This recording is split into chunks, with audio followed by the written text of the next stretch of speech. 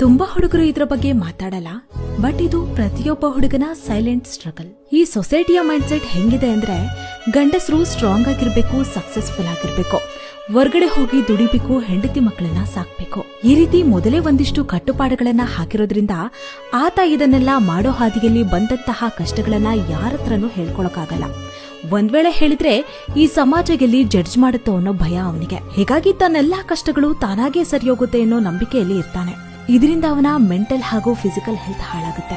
21-22 ವರ್ಷಕ್ಕೆ education complete ಮಾಡಿ 23-24 ವರ್ಷಕ್ಕೆ ಜಾಬ್ ತಗೊಂಡು 30 ವರ್ಷದೊಳಗಡೆ ಮದ್ವೆ ಆಗೋ ಹುಡುಗ ಸೆಟಲ್ ಆಗಿರ್ಬೇಕು ಅಂತ ಅಂದ್ಕೊಳ್ಳೋದು ಅದೆಷ್ಟು ಸರಿ ಹೇಳಿ? ಇನ್ನು ಇಷ್ಟ ಇಲ್ದಿರೋ ಕೆಲ್ಸನ ಕಷ್ಟಪಟ್ಟು ಮಾಡಿ ಅಷ್ಟೋ ಇಷ್ಟೋ ಸಂಬಳ ತಗೊಂತಿರೋ ಹುಡುಗರನ್ನ ಈ ಸಾಲಗಳು ಇಎಂಐಗಳೇ ಹಿಂಡಿ ಹಿಪ್ಪೆ ಮಾಡಾಕಿರ್ತಾವೆ. ಇದರಿಂದಲೇ ಎಷ್ಟು ಹುಡುಗರು ಮೆಂಟಲಿ ಡಿಪ್ರೆಸ್ಡ್ ಆಗಿರ್ತಾರೆ, ಫಿಸಿಕಲಿ ವೀಕ್ ಆಗಿರ್ತಾರೆ. ಇನ್ನು ಫೈನಾನ್ಷಿಯಲಿ ಫಿಟ್ ಇಲ್ದಿರೋ ಕಾರಣ ತನ್ನೆಲ್ಲಾ ಕಾನ್ಫಿಡೆನ್ಸ್ ಅನ್ನು ಕಳ್ಕೊಂಡ್ಬಿಟ್ಟಿರ್ತಾರೆ. ಇದರ ಮಧ್ಯ ಟಾಕ್ಸಿಕ್ ರಿಲೇಶನ್ಶಿಪ್ ಏನಾದ್ರೂ ಬಂತು ಅಂದ್ರೆ ಆತ ಜೀವನದಲ್ಲಿ ಖುಷಿನೇ ಕಾಣಲ್ಲ. ನಾನು ಈ ವಿಡಿಯೋದಲ್ಲಿ ಒಂದ್ ಸ್ವಲ್ಪ ವಿಚಾರಗಳ ಬಗ್ಗೆ ಮಾತಾಡಿರಬಹುದಷ್ಟೇ.